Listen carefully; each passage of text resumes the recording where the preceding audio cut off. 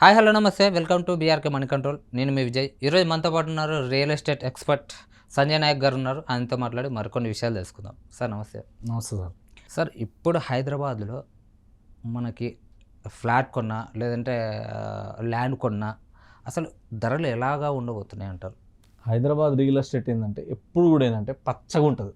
Okay. So real estate market ఎప్పుడు కూడా ఎట్లా ఉంటుందంటే ఎవ్రీ 4 ఇయర్స్కో 5 ఇయర్స్కో లేదా 10 ఇయర్స్కో 20 ఇయర్స్కో వరస్ట్ కేసులో ఒక డెకేడ్ అనుకోండి, అంటే ఒక 10 సంవత్సరాలకి రియల్ ఎస్టేట్లో మార్పులు అనేది చాలా కామన్ అనమాట. మార్కెట్ అప్ అండ్ డౌన్స్ అవుతూ ఉంటాయి. ఇది చాలా న్యాచురల్గా నడుస్తూ ఉంటుంది. సో ఎవరైనా సరే హైదరాబాద్లో ఇన్వెస్ట్మెంట్ చేయాలనుకున్నా, హైదరాబాద్లో ఒక ప్రాపర్టీ కొనాలనుకున్నా కూడా ఏంటంటే ఎప్పటికైనా అది రైట్ టైమే. దానికి మంచి టైం అనేది ఏముండదు, బ్యాడ్ టైం అనేది కూడా ఏముండదు. సో కొనాలి అనుకున్నప్పుడు ఎందుకంటే ఒక మెట్రోపాలిటన్ సిటీ అన్నప్పుడు అది ఆబ్వియస్గా గ్రోత్ అవుతూ ఉంటుంది, డెవలప్మెంట్ అవుతూ ఉంటుంది. సో కొనాలనుకునే వాళ్ళకి ఎప్పుడైనా మంచి టైం. ఇప్పుడున్న మార్కెట్ కండిషన్లో ఏంటంటే లాస్ట్ మనం ఒక 2 ఇయర్స్ నుంచి తీసుకుంటే మార్కెట్ అనేది చాలా స్టేబుల్గా ఉంది, ప్రైజెస్ పెరగలేదు. అంటే ఏవైతే గతంలో ఉన్న ప్రైజెస్ ఉన్నాయో 1.5 ఇయర్ బ్యాక్ 1 ఇయర్ బ్యాక్ ఏవైతే ప్రైజెస్ ఉన్నాయో సేమ్ అలాగే కంటిన్యూ ఉన్నాయి. అపార్ట్మెంట్లో ఒక ఫ్లాట్ మనం తీసుకోవాలనుకుంటే పర్ ఎస్ఎఫ్టీ వచ్చేసి ఇప్పుడున్న మినిమం ఏరియాలో మీరు ఎక్కడ తీసుకున్నా సరే ఓఆర్ఆర్ లోపల 5,500 నుంచి అండ్ ఎబోవ్ ఉన్నాయి ఇంకా స్క్వేర్ యార్డ్. కొన్ని ఏరియాలో మీకు 5,000లో కూడా దొరకవచ్చు, బట్ 5,000 అండ్ ఎబోవ్నే ఎక్కువ ఉన్నాయి అనమాట. సో ఇక్కడ ఏంటంటే వాళ్ళు ఇచ్చే ఇమ్యూనిటీస్ ఫెసిలిటీస్ని బేస్ చేసుకొని ప్రైస్ అనేది చేంజ్ అవుతూ ఉంటుంది.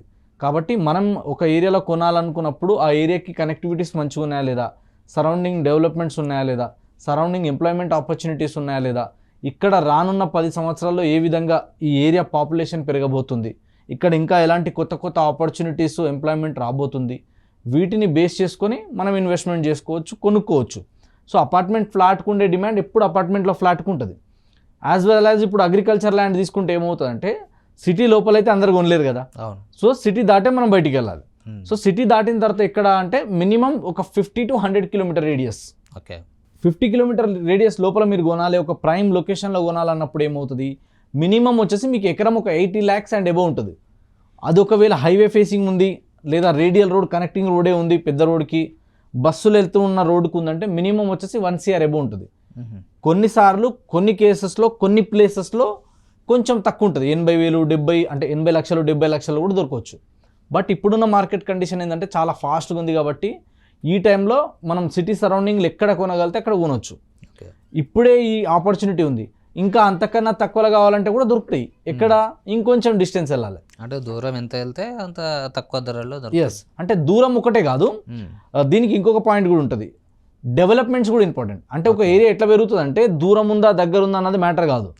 ఆ ఏరియాకి అంటే సారవంతమైన నేల ఉందా లేదా, అక్కడ నీళ్లు మంచిగా ఉన్నాయా లేదా, అండ్ ఆ తర్వాత ఏంది గవర్నమెంట్ నుంచే మన సపోర్ట్ ఉండాలి లేదా.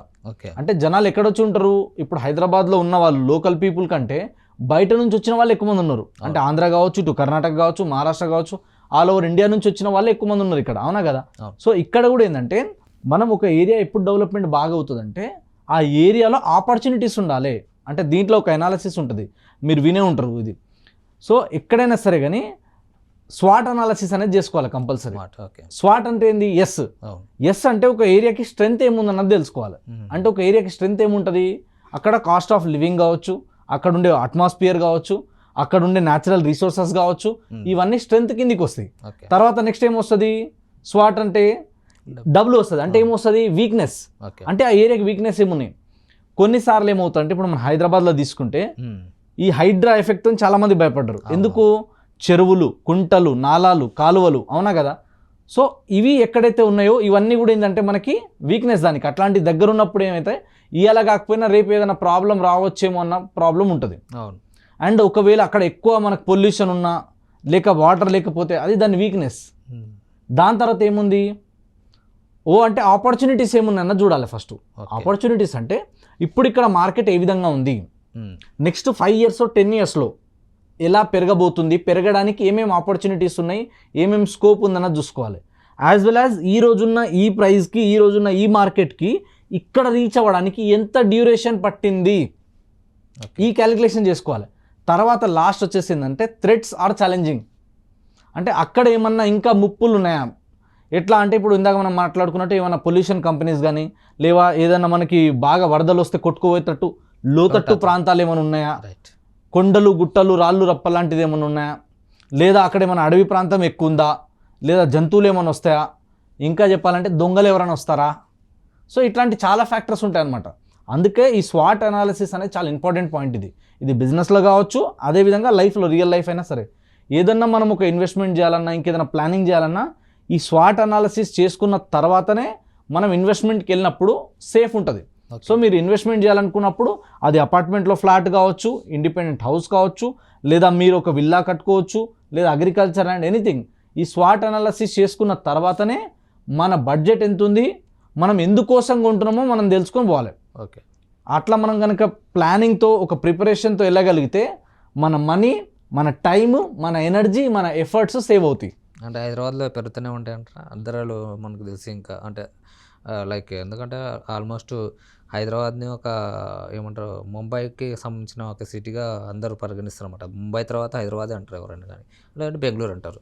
సో పెరిగే అవకాశం ఉంటాయంటారు ఇంకా ధరలు? ఖచ్చితంగా ఉంటాయి. ఇప్పుడు ముంబై అనేది ఏంది, ఇండియాకి ఎక్కువ శాతం రెవెన్యూ జనరేట్ చేసేది ఎక్కడ అంటే మనకి ముంబై నుంచి అంటారు. కానీ రీసెంట్గా వచ్చిన కొన్ని ఆర్టికల్స్ మనం చూడొచ్చు, కొన్ని సర్వేలు మనం చూడొచ్చు. ఇండియాలోనే టాప్ రిచెస్ట్ పీపుల్ ఎక్కడి నుంచి ఉన్నారు అంటే more than 100+ people from Hyderabad only. అంటే దాని అర్థం ఏంది, ఇక్కడ ఫార్మా బాగుంది, ఇక్కడ రియల్ ఎస్టేట్ బాగుంది, ఇక్కడ ఎకానమీ బాగుంది, డెవలప్మెంట్స్ బాగున్నాయి.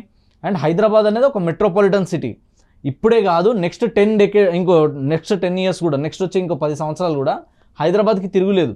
ఎందుకంటే ఇక్కడ వచ్చే జనాలు తగ్గరు. ఈ ఏరియాకు ఉన్న ఆపర్చునిటీ అలాంటిది, పొటెన్షియల్ అలాంటిది.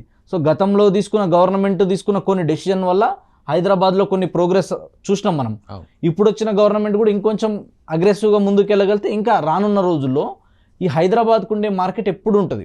అండ్ కంపేర్ టు రీసెంట్గా ఇంకో ఆర్టికల్ కూడా నేను చదివిన. సో అంటే కాస్ట్ ఆఫ్ లివింగ్ పరంగా తీసుకుంటే మనము other metropolitan cities like Mumbai కావచ్చు, బెంగళూరు కావచ్చు, కోల్కతా కావచ్చు, తర్వాత చెన్నై కావచ్చు, ఇట్లాంటి సిటీస్తో పోల్చుకుంటే హైదరాబాదే ఇంకొంచెం కాస్ట్ ఆఫ్ లివింగ్లో కొంచెం బెటర్ ఉంది, ఇంకా తక్కువ ఉంది. అంటే ఒక 30,000 మినిమం ఉంటే హ్యాపీగా బతకొచ్చు ఇక్కడ. అవును. సో అంతకన్నా తక్కువ ఉంటే కూడా ఏంటంటే ఇప్పుడున్న రూమ్ రెంట్లు, ఖర్చులు అన్నీ పెరుగుతున్నాయి. ఇక్కడ ఇంకోటి ఏంటంటే మెట్రోపాలిటన్ సిటీ అన్నప్పుడు ఫెసిలిటీస్ ఉంటాయి, ఎమ్యూనిటీస్ ఉంటాయి, అన్నీ మనకు అందుబాటులో ఉంటాయి. కాబట్టి ఇంకొక ఇంపార్టెంట్ పాయింట్ కూడా ఏముంటుందంటే ఎక్స్పెండ్ చేసే వాళ్ళు కూడా ఎక్కువ ఉంటారు. అంటే జనాలు రోజు రోజుకి డబ్బు సంపాదన పెరుగుతుంది కాబట్టి ఖర్చు పెరుగుతుంది కదా. కాబట్టి ఎవరైనా సరే హైదరాబాద్లో ఇన్వెస్ట్మెంట్ చేయాలనుకున్న వాళ్ళు మీరు ఎక్కడైనా కొనుక్కోవచ్చు హైదరాబాద్లో. ఒకటి ఏంటంటే క్లియర్ టైటిల్ ఉందా లేదా, రైట్ ప్రాపర్టీయా కాదా, తర్వాత వచ్చేసి రైట్ లొకేషనా కాదా, ఇది తెలుసుకొని మన బడ్జెట్ తగ్గట్టు మనం ప్లాన్ చేసుకుంటే హైదరాబాద్లో ఎలాంటి తిరుగులేదు. అండ్ ఒకవేళ అగ్రికల్చర్ ల్యాండ్ కొనాలనుకున్నా సరే ఇది రైట్ టైం. నెక్స్ట్ 10 years మాత్రం మీరు బ్లైండ్గా ఫిక్స్ అయిపోండి. 5 నుంచి 10 సంవత్సరాలు వెయిట్ చేస్తే ఇవాళ మీరు లక్షల్లో పెట్టి కొన్న ఎకరం కోట్లలో బలుకుతుంది. ఇది మాత్రం guarantee. Thank you so much sir.